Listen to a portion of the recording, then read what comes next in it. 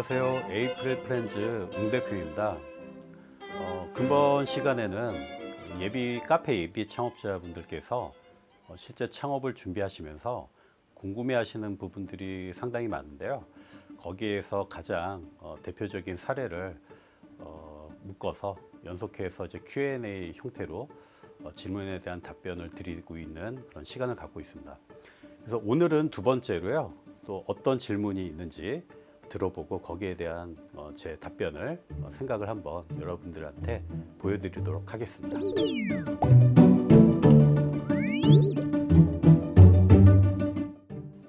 맞습니다. 지금 이 베이커리 카페가요, 상당히 이제 대형화되는 추세이긴 하는데요.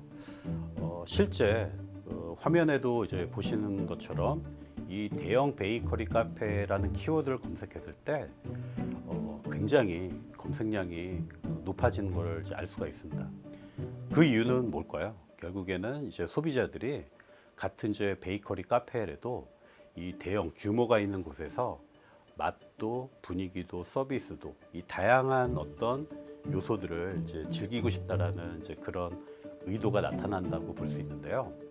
그렇다고 해서 우리 이제 소상공인 이제 여러분들께서 준비하고 계신 이 소형 베이커리 카페가 대형 베이커리 카페에 지지만은 않다는 거죠. 분명히 이제 전략적으로 했을 때 대형 베이커리 카페를 이길 수 있는 방법이 있다. 오늘 그거를 한번 설명해 드리도록 하겠습니다.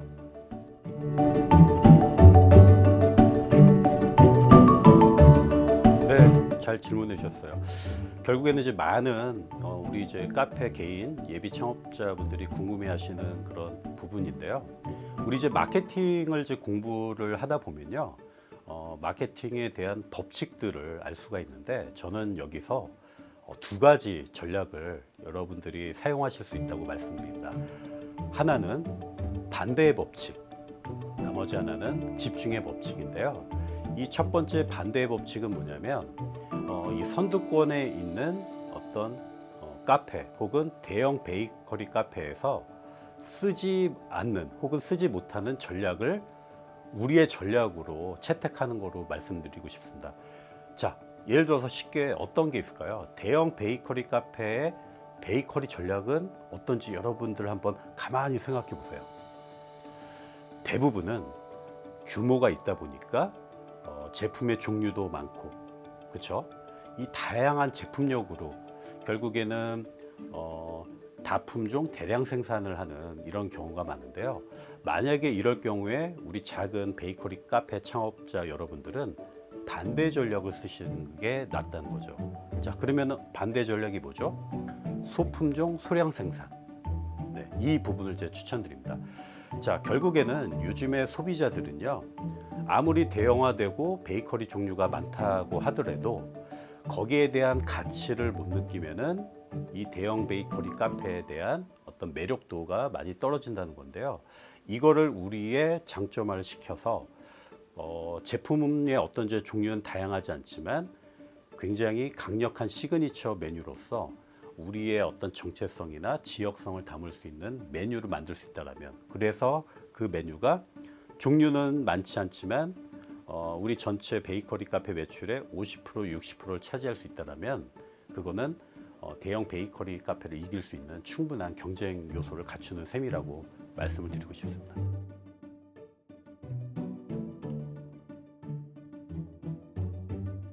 네, 가격 책정도 이 부분은 이제 여러분들의 선택에 달렸는데요. 제가 이제 추천드리고 싶은 가격 책정은요, 비싸고 고급지게 판매하는 전략, 결국엔 차별화 전략이라고 이제 마케팅에서는 얘기하는데요. 이게 왜 그러냐면 이제 주변에서 자꾸 가성비 말씀을 하시는데 거기에 편승해 가지고 우리의 제품도 가격적인 제품력은 분명히 있고 뭔가 의미가 담겨 있는 매력도가 있는 그런 제품들인데도 불구하고 주변의 어떤 경쟁 매장들의 가격 수준에 맞추거나 아니면은 좀 더 많이 판매하고 싶은 마음에 가격을 저렴하게 간다. 이럴 경우에는요, 서로 정말 피 튀기는 그런 어떤 생존을 위해서 치열하게 싸울 수밖에 없는 그런 부분으로 가게 되는데요. 결국에는 승자는 없더라고요. 예. 그리고 많이 판매한 것 같지만 실제 주머니에는 남는 것도 없고, 그래서 저는 이런 것보다는 우리 매장의 어떤 이제 가치를 담을 수 있는 그런 제품. 그래서 사진에 이제 지금 보시는 것처럼 여기 매장 같은 경우에는 이제 뼈다귀 빵이라는 걸로 이제 만들었는데요. 실제 다른 베이커리 제품보다는 이 뼈다귀 빵이라는 제품이 압도적으로 판매가 되고, 그러다 보니까 다른 사이드 메뉴는 구색을 갖추는 정도다. 네, 이렇게 해서 뭔가 좀 힘을 이제 줄 때 주고 빼는 이런 부분인데, 가격이 결코 싸지가 않습니다.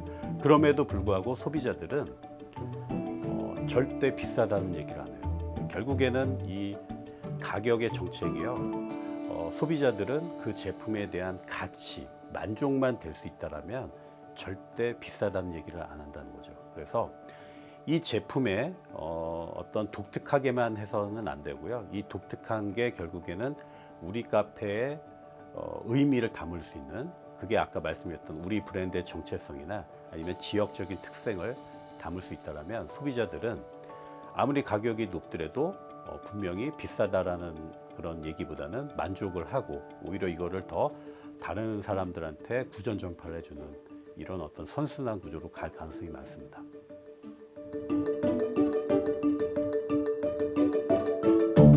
자격증이 있으면 당연히 좋죠. 근데 이제 저는 필수 요건은 아니다라고 말씀드리고 싶습니다.